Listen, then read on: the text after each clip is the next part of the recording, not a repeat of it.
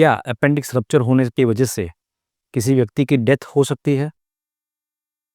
Appendix शायद हमारे आगे की वीडियो में हमने जानकारी दी गई ऐसे एक इन्फेक्शन की वजह से होने वाली बीमारी है और एज सच शायद बहुत ही कॉमन सर्जिकल प्रॉब्लम है जो इवन जनरल लेमन पब्लिक में भी वेल नोन है। लेकिन क्या अपेंडिक्स का इन्फेक्शन की होने की वजह से और अगर वो रप्चर हो रहा है, अंदर फट रहा है, तो व्यक्ति की डेथ हो सकती है? तो आइए जानें उसके बारे में कुछ इन्फॉर्मेशन। यूजुअली अपेंडिक्स में इन्फेक्शन की वजह से दर्द होना, बुखार आना, वॉमिटिंग होना ये कुछ कॉमन लक्षण है।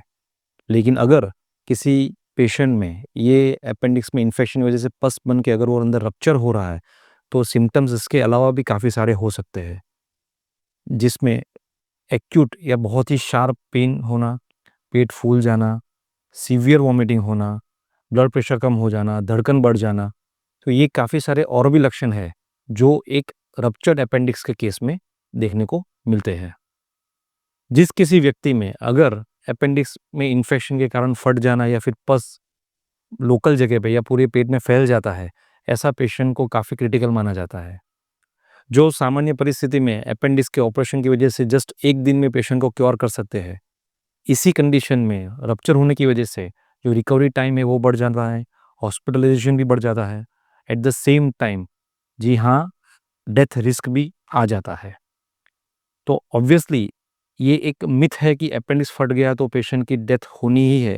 लेकिन ये भी एक इतनी ही हकीकत है कि अगर किसी व्यक्ति में अपेंडिक्स फटा हुआ है, इन्फेक्शन फैला हुआ है, तो उसमें डेथ होने के चांसेस भी हो सकते हैं।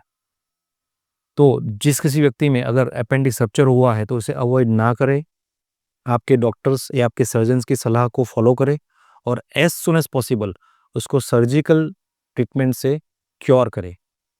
एक बार अगर उसको सही समय पे क्योर कर दिया जाए, उसको रिमूव कर दिया जाए, तो एट लीस्ट ये जो भी रिस्क बना है उसको हम अवॉइड कर सकते हैं। Thank you very much.